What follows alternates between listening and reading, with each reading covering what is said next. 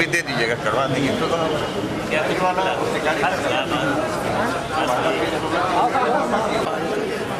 सबसे अच्छा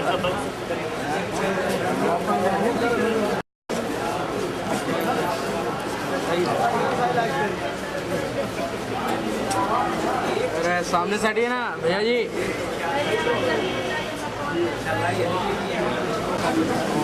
आप लोगों का समय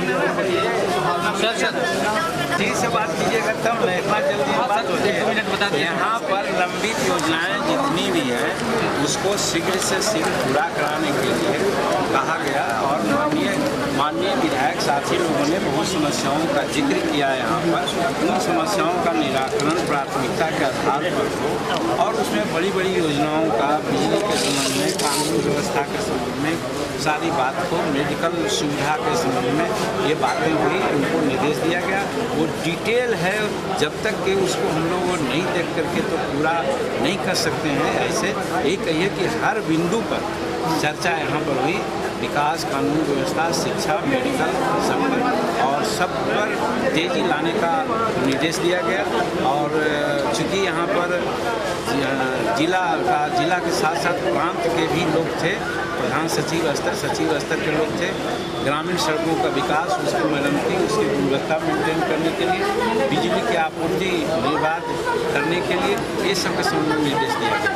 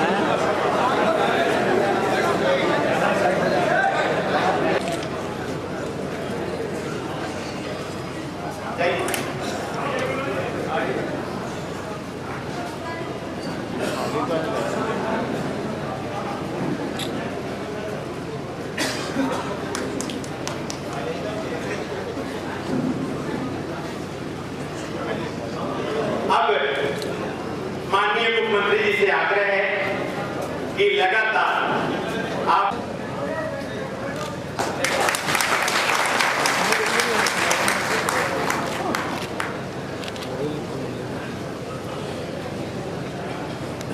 बड़ा शहर है, पूरे विश्व के लोग 196 कंट्री और 29 राज्य के लोग इस गया शहर के प्रांगण में आते हैं और आपने इस गया शहर को गौरवान्वित करने का काम किया है। एक अध्याय और गया शहर में जुड़ गया है, इसलिए हम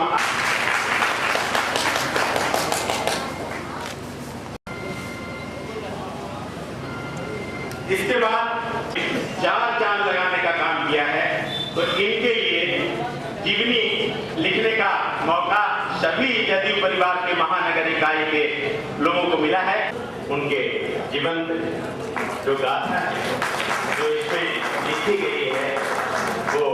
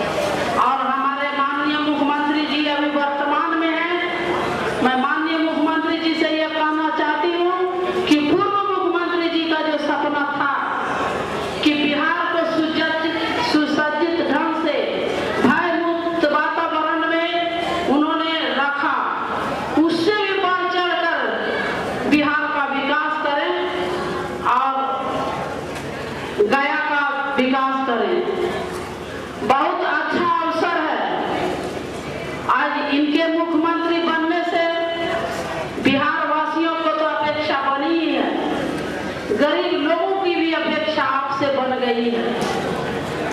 गरीब लोगों की अपेक्षा इससे भी बड़ी है कि आप उस गरीबी से निकल कर आए हैं, उस गरीबी को झेल कर आए हैं। तो मैं मानती हूँ कि गरीबों का दर्द आपसे बेहतर कौन जा सकता है। आप खुद गरीबों के मसीहा हैं। इसलिए मैं माननीय मुख्यमंत्री जी के से आग्रह करती हूँ कि आपके पूर्व मुख्यमंत्री जो नीतीश कुमार जी हैं, हमारे गार्जियन वशिष्ठ दादाजी हैं, हमारे गार्जियन सीपी सिन्हा जी हैं, इन लोगों ने सपना सजाया था। उस सपना को साकार करने के लिए आपका हम लोग भरपूर सहयोग करेंगे और बिहार का गौरव बढ़ाएंगे। जीतन राम मांझी जी मंच पर आसीन बिहार सरकार के पूर्व मंत्री अनिल कुमार सिंह जी, विधायक कृष्णनंदन जी, विधान पार्षद उपेंद्र जी, विधान पार्षद अनुज जी, विधायिका ज्योति माझी जी, हम लोगों के पूर्व स्वरूप आज के एक स्वरूप है यहाँ से जुड़े रहने का, और दूसरा स्वरूप जो जिम्मेवारी इनको मिली है, उस जिम्मेवारी में जो कंधों पर बोझ पड़ा है, उसका निष्पादन करने के लिए अपने भाइयों का सहयोग और समर्थन मांगने का। आज तो इसलिए आए, आपने स्वागत किया।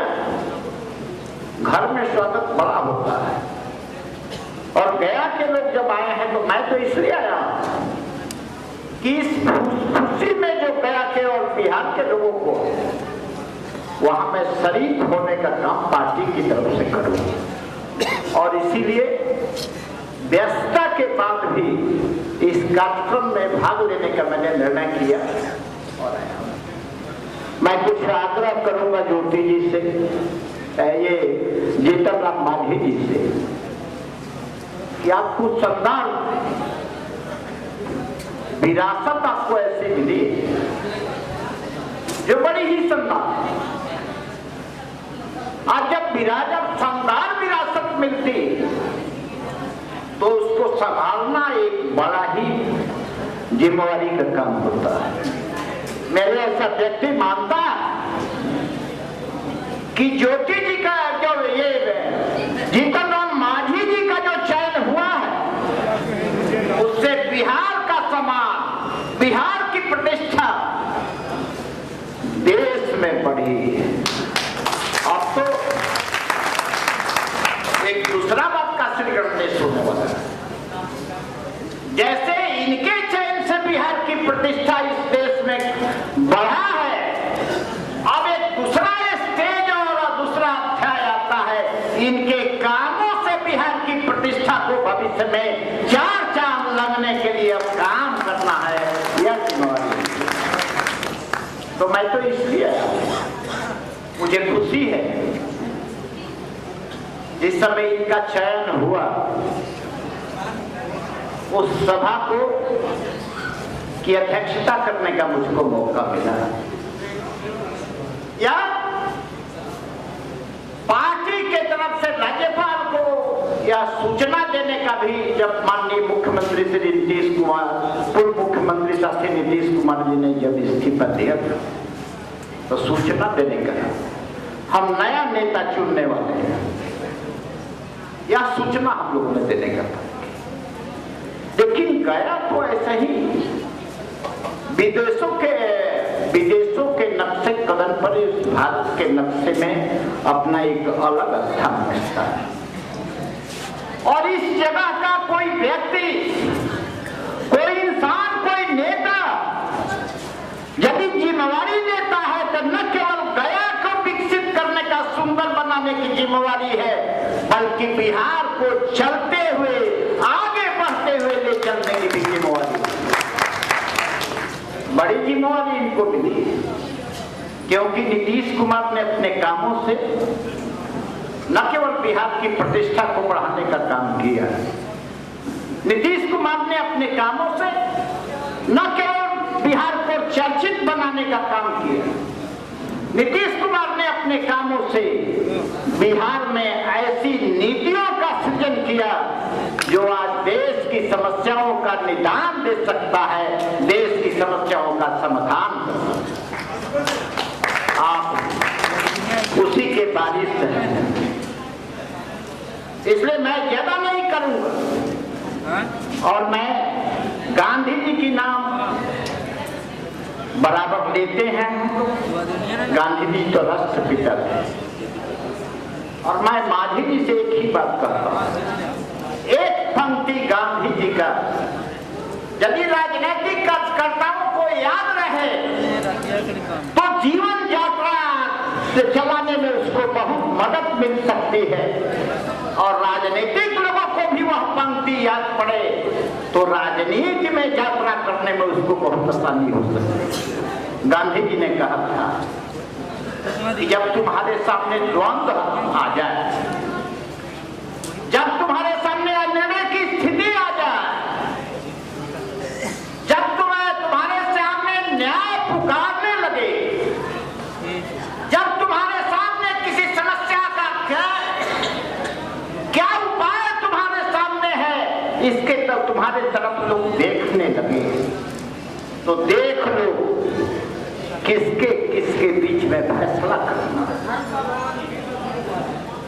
और फैसला के वक्त में कमजोर के प्रति अपनी पलड़ा थोड़ा सा झुका देने का काम करो, वह फैसला सही साबित होगा। यही शासन की जिम्मेवारी। रामांझी जिंदाबाद, श्री जीतन रामांझी जिंदाबाद। आज इस कार्यक्रम के अध्यक्षता कर रहे महानगर के जनता दल यूनाइटेड के अध्यक्ष राजू जी, हमें आज गया में इस अवसर पर दिशा दिखलाने के लिए, सहयोग करने के लिए उपस्थित यहाँ पर प्रदेश अध्यक्ष श्री वशिष्ठ नारायण सिंह जी, यहाँ पर सभी विधायक अनिल कुमार सिंह जी, अनुज बाबू, उपेंद्र प्रसाद जी, प्रोफेसर कृष्णनंदन यादव जी, ज्योति जी और प्रमोद चंद्रवंशी जी जो पिछड़ा वर्ग आयोग के सदस्य हैं, बाबू मुनेश्वर सिंह जी जो हमें साहब को कि आज ये मौका आपने दिया मुख्यमंत्री के रूप में मुझे स्वागत करने का इंतजाम किया, इसलिए हम आपको धन्यवाद देते हैं। दोस्तों,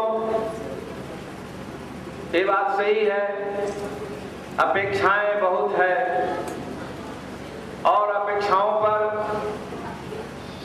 खरा उतरना भी एक कठिन चुनौती है, लेकिन हमको विश्वास है पिछले 34-35 वर्ष की राजनीतिक जीवन में विकट से विकट परिस्थितियां आई है और उसको हमने झेलने का काम किया है सफलतापूर्वक। और इसलिए नहीं कि हम बहुत काबिल हैं, इसलिए नहीं कि बहुत अनुभवी हैं, वो इसलिए है आप सभी कार्यकर्ताओं का और यहाँ की महान जनताओं का मुझे प्यार और प्रतिष्ठा प्राप्त है, इससे हम सीखते हैं। हमको विश्वास है कि जब एक तरफ अपेक्षाओं के दृष्टिकोण से मुझे देखा जा रहा है, तो दूसरे तरफ आपके भी दिमाग में होगा कि नया मुख्यमंत्री को हम किस रूप में सहयोग करें ताकि गया का विकास हो, साथ साथ समूचा बिहार का विकास हो। इसके लिए आप जरूर कृतज्ञ होंगे, मन में संकल्प लिए होंगे, ये हमारा विश्वास है। और यदि आपका वह कृत संकल्प सामने है तो मैं दावे के साथ कर सकता हूं, जिसकी चर्चा अन्य साथियों ने किया, कि जो पूर्व मुख्यमंत्री नीतीश कुमार जी विकास के माने में, लॉ एंड ऑर्डर कानून व्यवस्था के माने में, या न्याय के संबंध में जो काम उन्होंने किया है, जो लकीर खींच लिया है, हम समझते हैं उस लकीर को तो बरकरार रखना ही है। यदि आपका प्यार और मोहब्बत मिला तो शायद उस लकीर से भी बढ़कर के आगे हम काम करने का काम करेंगे। इसलिए आपका प्यार, मोहब्बत और सहयोग की मुझे बहुत आवश्यकता है, वही मेरा संबल है। बार बार मैं इस चीज को दोहराता हूं, दोहराऊंगा। और जब से हम सीएम के रूप में यहां चुने गए हैं, सच्चाई है, आप लोग भी इस बात को जाने, 6 बार विधानसभा में हम चुने गए और 6 बार में लगभग 2000 और 2005 के बीच में विधायक रहते हुए भी मंत्री पद पर हम नहीं रहे, वरना सभी टर्म में हम मंत्री रहे हैं, चाहे आधा समय में रहे हों या पूर्ण समय में रहे हों। और वो इसलिए कि हम बहुत मंत्री पद के लिए, मंत्रालय के लिए बहुत चिंतित या अपेक्षित रहते से सो बात नहीं है। हमें मिलते गया, अपने आप मिलते गया। और आज मुख्यमंत्री का पद भी हमें नहीं पता था कि हमको मिलने वाला है, लेकिन वो आपके दया और आपके प्रेम से मिल गया। तो हम ये कहना चाहते हैं कि कुछ लोगों को ये समझ में नहीं आ रहा है कि जीतन मांझी को क्यों चुना गया। सभी विधायक दल के साथी माननीय मुख्यमंत्री नीतीश कुमार जी को जब अधिकृत किया, हम भी उसमें साथ थे। हमारी भी इच्छा थी किसी भी परिस्थिति में नीतीश कुमार जी बिहार का नेतृत्व को नहीं छोड़ें। और इसीलिए जब प्रथम दिन सभी विधायकों ने अपनी एकवटता दिखलाई और कहा कि यदि मुख्यमंत्री अपना पद नहीं स्वीकार करेंगे नीतीश कुमार जी, तो हम लोग यहीं पर धरना देंगे, अनशन करेंगे। इस बात को देखते हुए उन्होंने 1 दिन का समय मांगा, 24 घंटा का समय मांगा। और दूसरा दिन जब पुनः हमारी बैठक बनी विधायक दल की, और जो बातों की चर्चा उन्होंने की, उससे सभी हमारे विधायक दल के साथी सहमत हो गए कि ठीक कहते हैं माननीय मुख्यमंत्री जी। माननीय मुख्यमंत्री जी निर्णय लिए हैं नैतिकता के आधार पर, किसी के कहने पर नहीं। और अगर पुनः मुख्यमंत्री के पद को धारण करते हैं, स्वीकार करते हैं, तो आज एक दल ऐसा है जिसका कोई ठिकाना नहीं कि कब क्या बोल देगा। जब चुनाव में हमारी पार्टी की हार हुई तो उन्होंने कहा कि नीतीश कुमार के पास थोड़ी भी नैतिकता है तो उनको इस्तीफा दे देना चाहिए। और आपने देखा कि उन्होंने इस्तीफा दिया। अब इस्तीफा दिया, उसके बाद उन लोगों ने कहा कि ये ड्रामा करते हैं, ये ड्रामा है, नाटक है इनका। और जब हमें नेता पद पर हमारे संसदीय, हमारे जो विधायक दल के साथी का ऑथराइजेशन के बाद हम समझते हैं कि नीतीश कुमार अपने मन से बहुत राय लेने वाले नहीं हैं, बहुत निर्णय लेने वाले नहीं हैं, लेकिन उनको लोगों से विचार विमर्श करने का एक तरीका है। और इस तरीका में चाहे राष्ट्रीय अध्यक्ष हमारे शरद यादव जी हों, हमारे प्रांतीय अध्यक्ष वशिष्ठ बाबू हों, या अन्य लोगों को संपर्क साधने के बाद उन्होंने निर्णय लिया और आज हमको लोग कहते हैं, जिसकी चर्चा हमारे साथियों ने किया,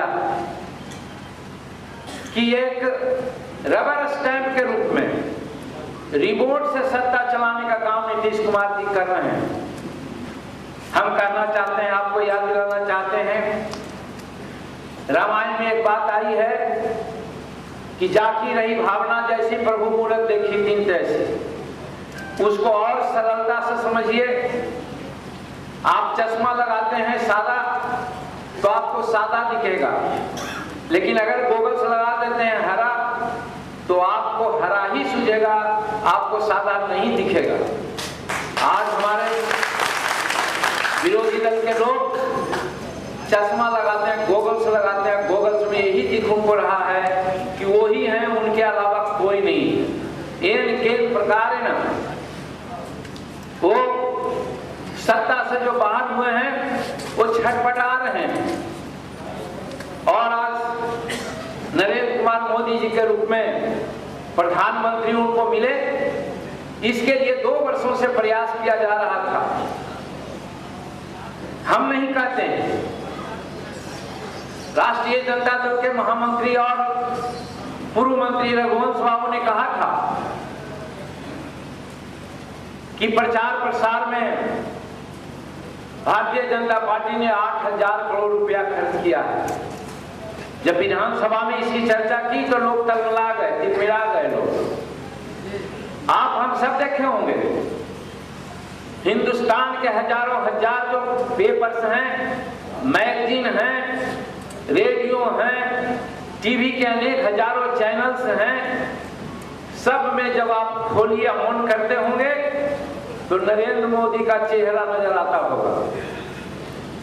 और तो और कम से कम जैसा कि बताया गया कि बिहार के हजारों हजार गांवों में शाम को सुबह को फिल्म दिखलाया गया जिसमें नरेंद्र मोदी की बात आ गई। कहने का मतलब सांप्रदायिकता को उभार करके, हिंदुत्व की भावना को उठा करके पैसा के बल पर आज भ्रम का पैदा कर लिया, भ्रम की स्थिति, और जिसके कारण आज ये स्थिति आई है। लोग ये भी कहते रहे हैं, आज भी कहते हैं, नहीं समझ पाए हमारे भाई लोग। हम लोग समझाते थे, नीतीश कुमार जी भाषण देते थे, कहते थे कि यदि आप विधानसभा की बात कर रहे हैं कि अच्छा काम किए हैं, आपको वोट मिलेगा, लेकिन आप समझ लीजिए कि जब पार्लियामेंट में उनकी सरकार बनेगी दिल्ली में, तो कितना दिन वो यहाँ रहने देंगे।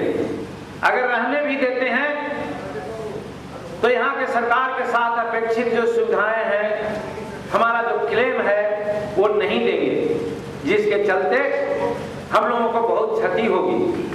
और हम धन्यवाद देना चाहते हैं पूर्व मुख्यमंत्री नीतीश कुमार जी को कि उन्होंने 2010 में भी जो चुनाव लड़ने का काम किया था, जाति, धर्म, संप्रदाय, क्षेत्र और भाषा के नाम पर नहीं किया था। हिंदुस्तान के तारीख में सबसे पहला वो हमारा एक उदाहरण था कि हम विकास के नाम पर लड़े थे और जीते थे। आज भी नीतीश कुमार ने विगत चुनाव में विकास का ही चर्चा किया, कानून व्यवस्था की चर्चा किया, और तो और जो सामाजिक न्याय का काम किया, न्याय के साथ विकास किया इस सूबे में, चाहे वो महादलित का मामला हो, अनुसूचित जाति का मामला हो, अत्यंत पिछड़ा का मामला हो, और अल्पसंख्यकों का मामला हो, या महिलाओं का मामला हो, सबको उन्होंने विशेष तरजीह दी। और यही कारण है कि आज चाहे महिलाएं हो, चाहे अन्य तबके का नाम हो जिसका हमने चर्चा किया, आज अपने को समझते हैं समाज में हम भी हैं, लेकिन बावजूद इसके नहीं लोग समझे, भ्रम की स्थिति पैदा हुई, आज चुनाव हम लोग हारे।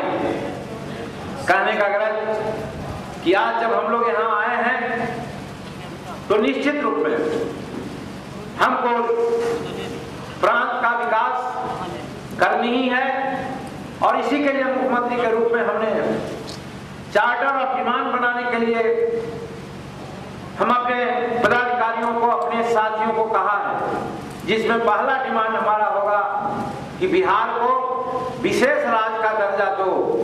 विशेष राज्य का दर्जा की मांग को लेकर के हम समय लेकर के माननीय प्रधानमंत्री नरेंद्र मोदी जी के पास हम जाएंगे। उनका वादा था, उन्होंने भी बहुत कहा था, उन्होंने इतना सब्ज बाग दिखलाया बिहार को कि बिहार के लोग भ्रमित हो गए। हम एक एक उनकी जो वादा है उनको याद दिलावेंगे। और सबसे बड़ी बात है, हमारे वशिष्ठ बाबू यहाँ हैं, समय की बात हुई, हमारे पास भी समय की कमी है, बताना चाह रहे थे। कुछ लोग कहते हैं कि क्या जरूरत थी। हम लोग भी समझते हैं कि जो सत्ता का लोभी रहता, सत्ता के प्रति आसक्त रहता, तो निश्चित रूप में उनकी सरकार बहुमत की थी, चल रही थी सरकार, गठबंधन को तोड़ने के लिए कोई जरूरत नहीं थी। लेकिन जिन बुनियादी शर्तों पर हमारा गठबंधन चल रहा था 1996 से 17 वर्ष तक, वो आप देख रहे हैं और आज आप पेपर में देख रहे हैं कि कश्मीर में 370 धारा को कुछ लोग कहते हैं कि नहीं रहना चाहिए। हमारे पार्टी का एकदम स्पष्ट मान्यता थी और बिहार के हर सेकुलर तत्व का यह मानता है कि कश्मीर में 370 क्लॉज रहना चाहिए, लेकिन आज उसमें छेड़छाड़ हो रहा है। दूसरी बात आ जाएगी आपके सामने, कॉमन सिविल कोड का मामला आ जाएगी आपके सामने, अयोध्या में मंदिर मस्जिद निर्माण का मामला, ये सब को लिए हम लोगों का एक दृष्टिकोण था। उस दृष्टिकोण पर वो नहीं रहे तो आज हम आगे बढ़े, आवाज गठबंधन को तोड़ा है। वो नहीं चाहते कि महादलित का उत्थान हो, वो नहीं चाहते कि अति पिछड़ा का उत्थान हो, महिलाओं का उत्थान हो, दलितों का उत्थान हो। इसके लिए उनके दिल में, सीना में दर्द है, और दर्द है उसी दर्द के परिणाम स्वरूप भ्रम की स्थिति पैदा करके आज बिहार को इस स्थान पर ले आए हैं। इसलिए मेरे दोस्तों और हमारे जनता दल यूनाइटेड के साथियों, एक कड़ी चुनौती है हम लोग के सामने और हम कहना चाहेंगे, लोग कहता है क्या कीजिएगा, जिसकी चर्चा आदरणीय वशिष्ठ बाबू ने की। हम बार बार कहते हैं कोई बिगड़ा बिहार मिला है क्या? यहाँ तो एक संगीत बिहार मिला है, इसको खाली मेंटेन करना है। देहात में हम लोग कहते हैं ना कि जो लड़का बाप या गार्जियन की संपत्ति को नहीं बेचते हुए अपना जीवन पार कर देता है, अपने औलाद को पिताजी का सारी संपत्ति सुपुर्द कर देता है और कहता है कि देखो भाई, हमको जो मिला था हम तुमको दे दिया, इसको बर्बाद नहीं किया। आज वही स्थिति है। इतनी अच्छी संपत्ति, इतना अच्छा कार्यशैली, इतना बड़ा प्रशासन का महकामा हमको देने का काम नीतीश कुमार जी किए हैं। हम नहीं समझते हैं कि कोई घबराने की जरूरत है। ठीक अनिल बाबू ने चर्चा की, जब हम बिहार विधानसभा में मेडल भाषण दे रहे थे मुख्यमंत्री के रूप में, बहुत को लोगों को उसी दिन नजर फिर गई। लोग यही सोचते थे कि जीतन मांझी बोलने वाला नहीं है, चुपचाप बैठा रहता है, समय पर कैसे जीतता है पता नहीं। लेकिन जब 50 मिनट का मेरा भाषण हुआ तो 50 टेलीफोन आया कि जीतन जी आप तो डिस्टिंक्शन से पास कर गए पहला। और इसी बात को लेकर के हम कहा था कि जीतन को आप लोग नहीं जानते हैं, इसलिए ऐसा कर। जीतन कोई वैसा मेडल का नहीं बना हुआ है, कोई मर्सी पर नहीं जीतता है। हमारी एक कार्यशैली है। बड़ी चर्चा थी कि कार्यकर्ताओं को नहीं पूछा जाता है, एमएलए को नहीं पूछा जाता है। हम शुरू किया है। आज गया कि सभी विधायकों को, प्रदेश के उच्चस्थ पदाधिकारी जो प्रधान सचिव स्तर के होते हैं, उनको टेबल पर बैठा करके प्रमंडल के पदाधिकारियों को जिला के पदाधिकारियों को बैठा के उनकी सारी बात को हमने सुनने का प्रयास किया है। लोग में उत्साह जगी है कि भाई पहले ऐसा नहीं होता था। नीतीश कुमार जीतन मांझी ने तो एक नया उदाहरण पेश किया है, जरूर हमारा गया जिला का विकास होगा। हम यही कहते थे कि नीतीश कुमार अच्छा काम किए हैं, जरूरत पड़ेगी कहीं तो उसमें थोड़ा सा मलहम पट्टी लगा करके हम आगे बढ़ जाएंगे, यही मलहम पट्टी है। हम लोग भी सुनते थे कि विधायक की बात नहीं सुनते हैं, और हम कह देना चाहते हैं कोई नहीं रोकेगा हमको। हमारा विधायक की प्रतिष्ठा अक्षुण्ण रखने के लिए, हमारे कार्यकर्ता की प्रतिष्ठा अक्षुण्ण रखने के लिए हमको जो भी काम करना पड़ेगा नहीं बर्दाश्त किया जाएगा, क्योंकि हम जानते हैं हमारा कार्यकर्ता करप्ट नहीं है, हमारा कार्यकर्ता बड़ा बड़ा ठेकेदार नहीं है, हमारा कार्यकर्ता पदाधिकारियों के यहाँ से कमीशन नहीं वसूलता है, चंदागिरी नहीं वसूलता है, अपना पेट अपना घर की रोजी रोटी लेकर तो काम करता है, लेकिन वो जरूर चाहता है कि उसको सम्मान मिले। और सम्मान क्या? एक कार्यकर्ता पत्र लिखता है, एक विधायक पत्र लिखता है, अब मुख्यमंत्री के रूप में उसको हम जांच के लिए भेजते हैं, यहाँ डिप्टी कलेक्टर उसको जांच करेगा तो हमारा कार्यकर्ता का उसमें रहेगा प्रतिष्ठा। हम मान लेंगे कि कार्यकर्ता जो लिखा है वो ठीक लिखा है, उसी का आधार पर कार्रवाई करवा देंगे। क्यों नहीं सम्मान बढ़ेगा? क्यों नहीं सम्मान बढ़ेगा? और हम जानते हैं कि जिस सेनापति का सैनिक मजबूत होगा उस सेनापति को कुछ सोचने की जरूरत नहीं है। तो और बहुत सी बात है, हम योजनाओं की बात ये सब नहीं करेंगे, बहुत सारी योजनाओं की बात किया है। गया के कण से हम वाकिफ हैं, समाज के अंतिम तबकों के लोगों का जो परिस्थितियां हैं उससे हम वाकिफ हैं। कहने की जरूरत नहीं है, सिर्फ और सिर्फ जरूरत थी कि हम अपने कार्यकर्ता को सम्मान दिलावें, जिसके लिए हम कटिबद्ध हो गए हैं। हम सम्मान दिलावेंगे, आइए आप मदद कीजिए और बिहार को आगे बढ़ाने में नीतीश कुमार जी का प्रशस्त किया हुआ रास्ता को और आगे साफ करने में मदद कीजिए इसी जनशब्दों के साथ। और आप जो हमें आज अभिनंदन के अवसर दिया है, इसके लिए हम लाख लाख शुक्रिया आपका अदा करते हैं, बहुत बहुत धन्यवाद देते हैं, बहुत बहुत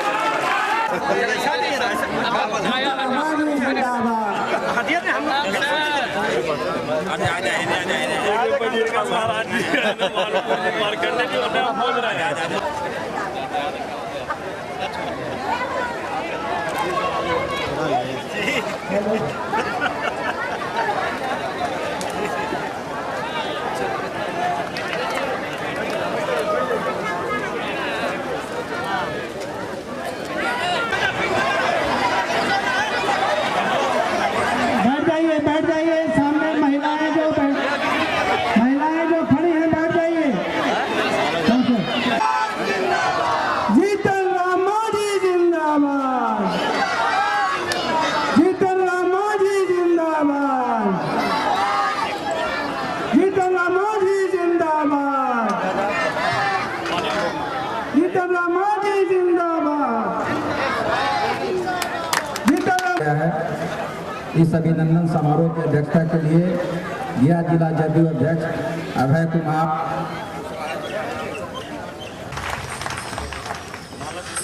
संचालन कर रहे हैं सर, संचालन कर रहे हैं सर,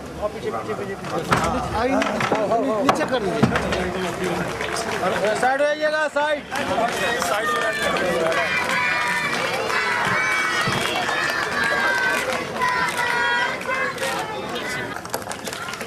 सोनम देवी जी हैं, वो माननीय मुख्यमंत्री जी को माला भेंट कर सम्मानित करेंगे। पूनम देवी जी जो जिला पार्षद है सम्मानित कर रहे हैं। हम चाहेंगे कि आप लोग कम से कम ताली तो बजाइए। इसके लिए हम चाहते हैं कि हम तमाम लोग उनको तालियों के साथ स्वागत करें। विराम देते हैं, क्योंकि यहाँ पे मंचासीन हमारे सभी माननीय विधायकगण हैं, सभी सम्मानित प्रदेश देश के नेतागण हैं और समय मुख्य अतिथि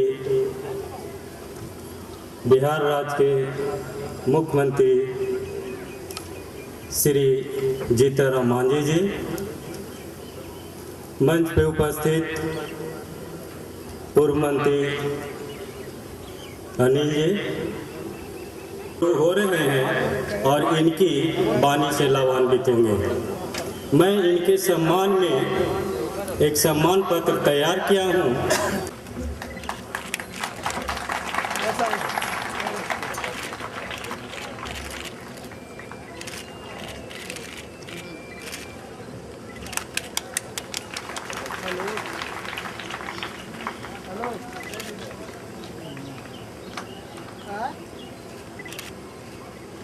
लेट हो तो यार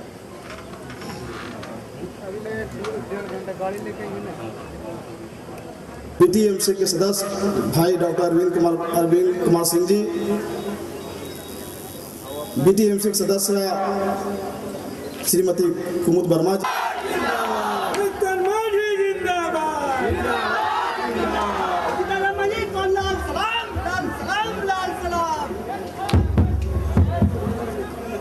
के समक्ष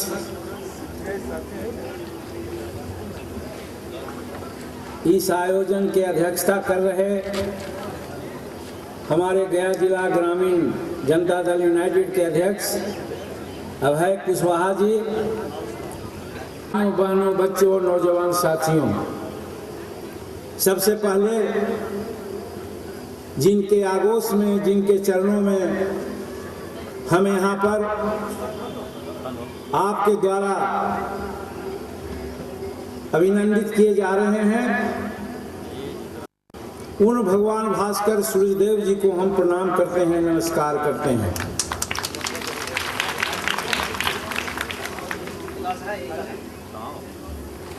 हम अनुग्रहित हैं, आभार व्यक्त करते हैं कि आज गया के विभिन्न जगहों में और खास करके इस पावन धरती पर एक अभिनंदन समारोह आयोजित कर हमारे ऐसे अदना आदमी को अभिनंदित कर रहे हैं। इसके लिए हम सभी आपको धन्यवाद देते हैं, साधुवाद देते हैं और आपके प्रति कृतज्ञता व्यक्त करते हैं कि आपने ऐसा अवसर मुझे दिया।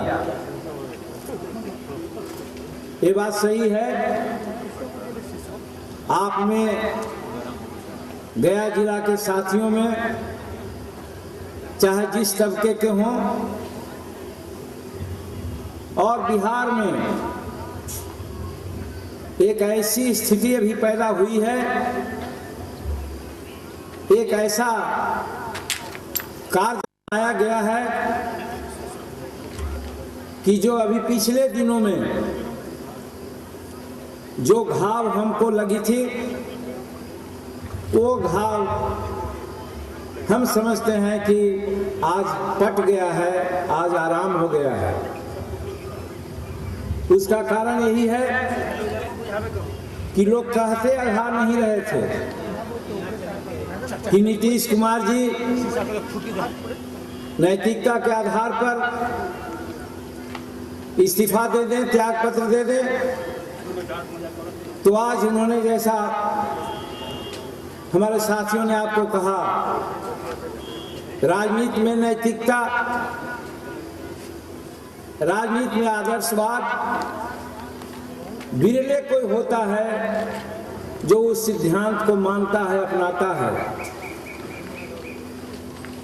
तो आप जानते हैं नीतीश कुमार जी ऐसा, बिहार को एक ऐसा नेता मिला जो अपने हर सुकर्म से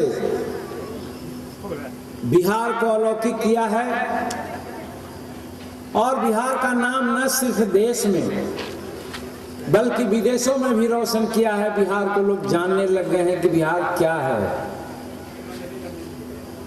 आज उसी तरह जब लोगों ने कहा कि नीतीश कुमार जी को इस्तीफा देना चाहिए, तो शायद उनको पता नहीं था कि नीतीश कुमार इस्तीफा दे सकेंगे या नहीं। ये मन में सोच रखे थे नैतिकता के आधार पर कि हम इस्तीफा देंगे। और दूसरी बात ये भी है कि नीतीश कुमार जी ने इस सूबे के लिए बहुत निश्चलता से, बहुत मनोयोग से, न्याय के साथ विकास का काम किया और अन्य काम किया। रामायण के उस चौपाई जिसमें कहा गया है कि मुखिया मुख सो चाहिए, खान पान में एक, पालत पोषत सकल जग, तुलसी सहित विवेक। हमारे नीतीश कुमार जी वही विवेक से बिहार को 8 साढ़े 8 वर्ष चलाने का काम किया, जिसका परिणाम आया कि हम हर क्षेत्र में आगे बढ़े।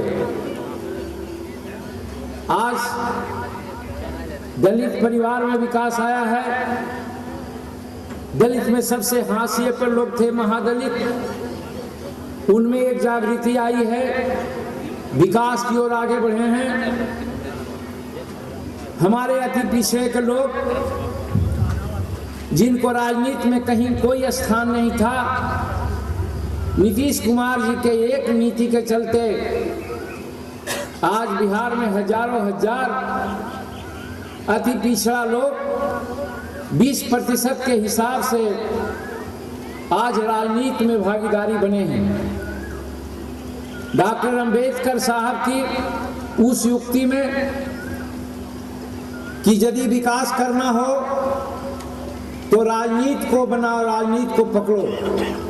बिना राजनीति रूपी चाबी को, विकास रूपी ताला को नहीं खोला जा सकता है। नीतीश कुमार जी सच्चे माने में डॉक्टर भीमराव अंबेडकर साहब के अनुयायी बनकर के आज उन्होंने किया। दूसरे तरफ हम नहीं कहना चाहते हैं अल्पसंख्यकों की बात, इसलिए कि आप सब जानते हैं कि अल्पसंख्यकों के लिए सांप्रदायिकता के खिलाफ लड़ाई लड़ते नीतीश कुमार जी आराम से राज्य चला रहे थे।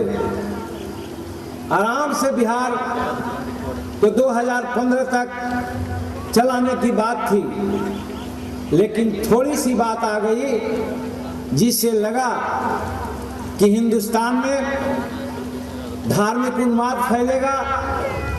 जो संघात्मक हमारा स्ट्रक्चर है हिंदुस्तान का, उसमें कहीं न कहीं खलल आने वाला है।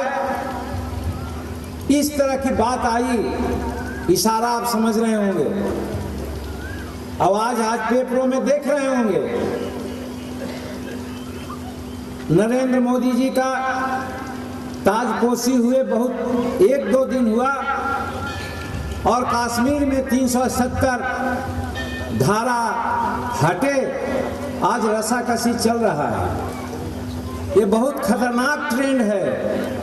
अगर इस प्रकार की बात होगी तो जैसा कि कश्मीर वालों ने कहा है कि अगर 370 हटेगा तो कश्मीर हिंदुस्तान का अंग नहीं रहेगा, तो क्या हिंदुस्तान जो संघात्मक स्ट्रक्चर का संविधान के विशेषता के आधार पर बना हुआ है, सभी संघ को एक एक करके अलग कर देना चाहते हैं? क्या इसीलिए सरदार वल्लभ भाई पटेल जी ने कुर्बानी दी थी कि हजारों रियासतों को मिला करके हिंदुस्तान को एक बनाया था? आज परिस्थितियां यही बन रही है। तमिलनाडु का मामला चल रहा है, गोरखलैंड का मामला चल रहा है और अनेक प्रकार की क्रांति यहाँ पर अंदर अंदर सुलग रही है। अगर कश्मीर का मुद्दा उठा तो समस्त हिंदुस्तान में एक तरह से विद्रोह की बात आ जाएगी। तो जिस ओर हमारा नेता का इशारा था, जिस चीज के लेकर के हम लोग चल रहे थे और हमको अंदेशा हुआ कि ऐसा वो करेंगे, इसीलिए नीतीश कुमार जी गठबंधन को तोड़ा और अपनी सत्ता को सूली पर चढ़ा दिया। और आज आपने देखा, हजार हम लोगों को कहने के बाद, हजार समझाने के बाद भी भ्रम का वातावरण जो फैला था, अरबों अरबों रुपया खर्च करके टेलीविजन, रेडियो, अखबार को खरीद करके और मोबाइल पर भी हम लोग भी कभी देखा कि घंटी बजती थी तो होता था कि मैं नरेंद्र मोदी बोल रहा हूं। और गांव के कस्बे में भी वो चलचित्र दिखलाया गया, लगा कि मोदी मैं ही है, समूचा हिंदुस्तान मोदी मैं है, और ऐसा भ्रम पैदा करके आज हिंदुस्तान के सियासत को उन्होंने प्राप्त किया है और फिर उन्हीं मुद्दों को उठाने की बात की है। तो हमारे नीतीश कुमार जी दूरदर्शी हैं, अग्रसोची हैं, उन्होंने समझा हमारी गद्दी चली जाए कोई परवाह नहीं, लेकिन सिद्धांत से हम समझौता नहीं कर सकते हैं, और उन्होंने नहीं किया समझौता। तो एक तरफ आज लोकसभा में हम कह सकते हैं कि हमारी दुर्गति हुई,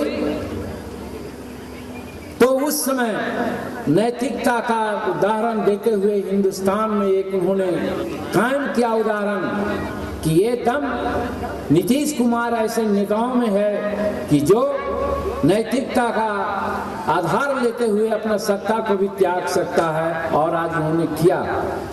दूसरी ओर बात सही है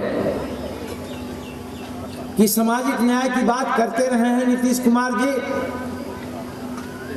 और उसका उदाहरण ये 2014 नहीं है। आप 2008 की बात याद करें,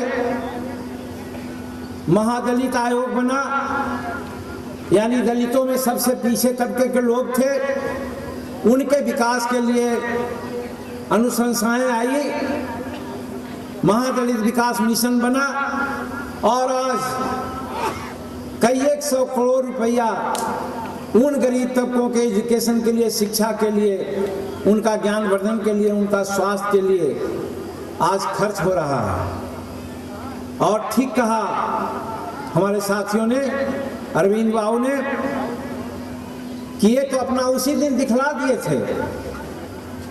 भला आज ये समझने वाला कि महादलित आ गया हमारा घर छुआ जाएगा, कैसे सोच सकता था कि नीतीश कुमार अपने जो कुर्सी है मुख्यमंत्री का, उस पर किसी बिहार के मुसहर को, भुइयां को बैठा दें। लेकिन उन्होंने बैठाया। हम समझते हैं कि इन लोगों का भ्रम टूटना चाहिए था। अगर ये कहते हैं कि एक रबर स्टैंप को मुख्यमंत्री बना दिया, तो हमको तो यही लगता है कि दीद में एक पक्षी है जिसको सूझता नहीं है। तो अगर नहीं सूझता है दिन में, तो ये भगवान भास्कर का उसमें क्या दोष है? दोष तो उसका दृष्टि दोष का है। तो उसी प्रकार से नीतीश कुमार की मानसिकता की समाज के हर लोगों को हम देखें, और इसका उन्होंने उस समय दे दिया परिचय। फिर आयोग बने, उसके जगह पर काम हो रहा है। फिर त्रिस्तरीय पंचायतों के चुनाव में उनको आरक्षण देकर के आज 1500 मुखिया और कई 1000 वार्ड सदस्य, जिला सदस्य और सब ओहदे पर दलित वर्ग को बैठाने का काम किया। उस समय इनको पता नहीं था कि इनका दलित प्रेम क्या है, और आज उसका बहुत बड़ा असर पड़ा है। हमारे दलित भाइयों में एक एहसास हुआ है कि आज़ादी का लाभ हमको भी प्राप्त है। और तो और आप लोग जानते होंगे कि नीतीश कुमार जी ने 15 अगस्त और 26 जनवरी पर एक कार्य योजना बनाई है कि हर प्रखंड में, हर जिला में जहां अधिक संख्या में दलित रहते हैं, वहाँ एक दलित का बेटा बुजुर्ग राष्ट्रीय झंडा फहराएगा और दिखाएगा कि हिंदुस्तान की आज़ादी का क्या अर्थ होता है। तो क्या उस समय उन लोगों को नहीं सूझता था? और जब हमें मुख्यमंत्री बनाने की बात की, तो उनको ऐसा सूझने लगा। इसमें हम तो यही समझते हैं कि दृष्टि दोष है। ये नहीं वो जानते हैं कि जीतन क्या है, वो जानते हैं कि जीतन मांझी 1980 से विधायक है, मंत्री रहा है 5-5 टर्म, 6 टर्म विधायक रहा है, और जिस मंत्रालय में गया है उस मंत्रालय को उसने ठीक से देखा है। ये बात अलग है कि हम मंत्री बनने के लिए या मंत्रालय पाने के लिए जो आज होता है राजनीतिक कार्यक्रम, हमने कभी नहीं किया। अभिराम शर्मा जी बैठे हैं, उस समय जो 1980 में हम कांग्रेस से टिकट लेने की बात की थी तो हमने दौड़ लगाई थी, लेकिन 1980 के बाद हमने कुछ नहीं किसी से मांगा, लेकिन भगवान भास्कर की कृपा से वो मिलते रहा। और आज भी जब हमें मुख्यमंत्री बनने की बात आई तो सही बात है कि हम तो आ रहे थे मोहनपुर एक शादी में, जैसी अटैची उठाया मालूम हुआ कि माननीय मुख्यमंत्री जी बात करना चाहते हैं। उन्होंने कहा कि आप कहाँ हैं? हम कहा अभी तो आपसे मिलकर आए हैं हम लोग, आपको अधिकृत करके। तो कहें कि आइए आप मेरा घर पर। हम कहा बेटी की शादी में हम पराया जाते हैं, आज क्या जरूरत है भाई, कल बुला लीजिए, कल हम आ जाएंगे। कहीं आइए भी तो हम कुछ सोच रहे हैं। और वहां गए तो बगल की कुर्सी पर बैठा दें, कहीं की ये कुर्सी आपकी, ये मकान आपका है, आप सोच लीजिए। तो कहने का मेरा मतलब है, हम बार बार कहते रहे हैं कि 6 टर्म विधायक बने, मंत्री बने, तो मेरा कोई खूबसूरत गाल नहीं है कि जिसको देख करके लोग हमको बना दिया। हमारे पास कोई बहुत बड़ी पूंजी नहीं है कि लोगों को आशा होगा कि इनसे करोड़ों करोड़ रुपया मिल जाएगा। हम कोई लठैत डकैत और बंदूकची नहीं है कि उनको होगा कि शायद मेरे चुनाव में 100, 200, 400 बूथ ही लुटवा देंगे। ये सब कोई जानते हैं, लेकिन ये बात जानते हैं कि जीतन मांझी समाज के सभी तबकों को लेकर चलने वाला है, गरीबों की बात करता है, न्याय के साथ बात करता है, शालीनता है, योग्यता है, अनुभव है। तब उन लोगों ने निर्णय लिया, जिसमें शरद यादव जी भी थे, हमारे नीतीश कुमार जी थे, हमारे वशिष्ठ नारायण जी थे, और सब लोगों ने यूनानिमस डिसीजन लिया कि जीतन मांझी हर दृष्टिकोण से ठीक आदमी है, और निर्णय लिया। और इस निर्णय से हर विरोधियों को की चाल को उन्होंने थमा दिया, रोक दिया। आज नहीं कह सकते हैं कि नीतीश कुमार जी ने समाज के लिए, समाज के नीचे तबकों के लिए क्या किया।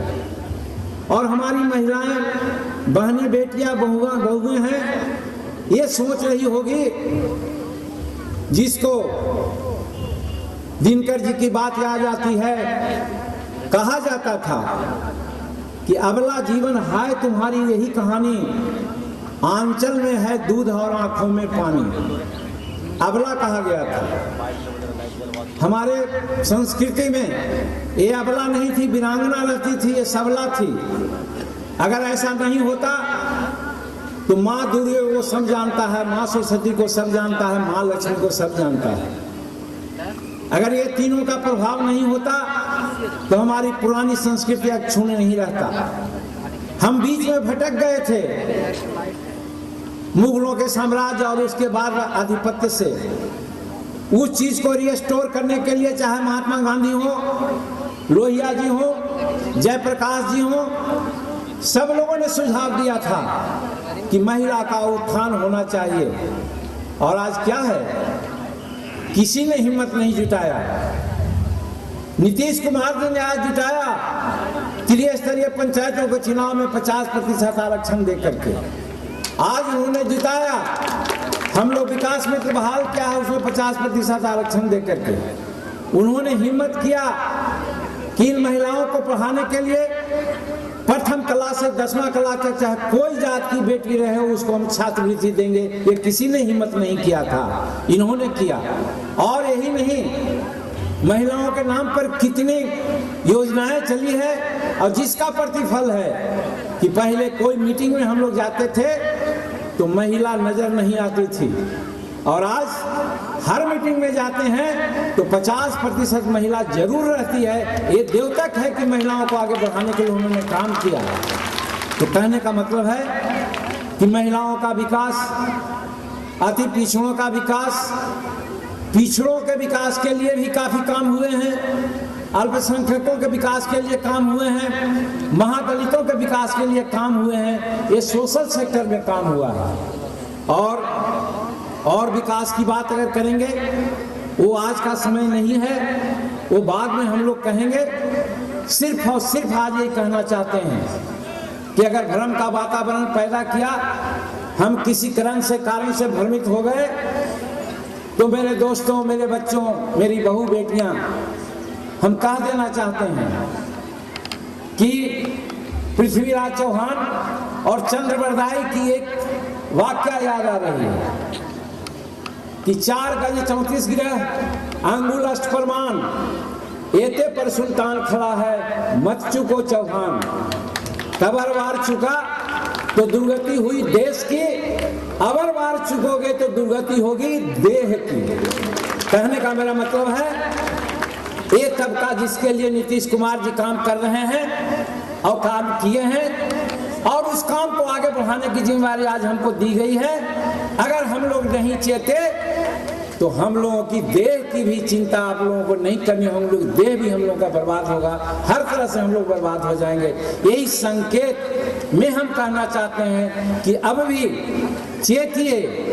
सिर्फ भ्रामक प्रचार से, एडवर्टीजमेंट से, रेडियो में कुछ बात आ जाए सुन करके उस पर विश्वास नहीं करें, टेलीविजन पर कुछ बात आ जाए उस पर विश्वास नहीं करें। इस तरह से देहात में हम लोग कहते हैं कि कोई कहे कि कौआ कान लिए जा रहा है, तो कौआ का पीछा मत कीजिए, कान को भी टोइए कि कान यहाँ है कि नहीं है। इस प्रकार से अगर सोचिएगा तो आगे आने वाला दिन अब बहुत दिन नहीं है। उस समय अगर बिहार को संभाल के रखिएगा तो हमारा कम से कम 70-75% जनसंख्या जिसकी चर्चा हमने किया, जो विकास के लिए आगे आज बढ़े हैं, वो विकास की गति को प्राप्त करते रहेंगे। और सांप्रदायिक शक्तियां जो आज उफान लेने की स्थिति में हैं, उनको हम दबा सकेंगे। तो हम समझ